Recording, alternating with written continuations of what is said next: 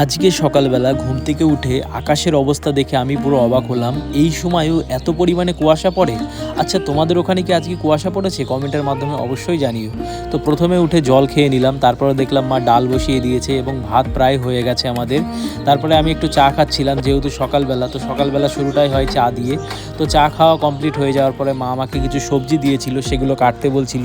তো সেগুলোই কাটছিলাম আর কি। আর ভাবছিলাম যে ঘরটা কিভাবে কমপ্লিট করব, যেহেতু ঘরের মেটেরিয়ালস যেমন ইট বালি সব কিছুই আস্তে আস্তে শেষ হয়ে গেছে। তো সেইগুলো নিয়ে একটু চিন্তা হচ্ছে যে পরবর্তী কাজগুলো কিভাবে করব। তো এটাই একটা মাথার মধ্যে চিন্তা, যেটা সব সময় ঘুরছে। তো দেখো, আমার কথা বলতে বলতে সবজিগুলো কাটা প্রায় হয়ে গেছে। আলু কাটার পরে আমি কাটছিলাম পটলগুলো।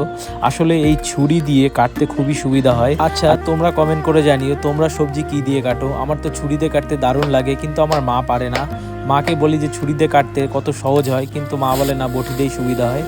আসলে আজকে আমাদের বাড়িতে নিরামিষ তরকারি করা হবে, তো সেই কারণেই আমাকে এগুলো কাটতে বলেছিল মা। তো দেখো, একে একে সমস্ত ধরনের মশলা, হলুদ, লবণ সমস্ত কিছু পরিমাণ মতন দিয়ে তারপরে কেটে রাখা যে কুমড়োর ডোকাগুলো ছিল সেগুলো দিয়ে দিচ্ছে। আসলে আমার নিরামিষ তরকারি হেভি লাগে। তোমাদের কীরকম লাগে কমেন্টের মাধ্যমে জানিও। তো দেখো, কথা বলতে বলতে মায়ের রান্না কমপ্লিট হয়ে গেছে। এই যে দেখো কত সুন্দর লাগছে দেখতে। আর এখানে দেখো টক ডাল করেছে আর ভাত করেছে। তো আমি আমার খাবারটা বেড়ে নিয়েছিলাম সবার শেষে গিয়ে আর কি। তো ভিডিওটা যদি তোমাদের ভালো লাগে তাহলে একটা লাইক করো, চ্যানেলে নতুন হলে চ্যানেলটিকে অবশ্যই সাবস্ক্রাইব করো।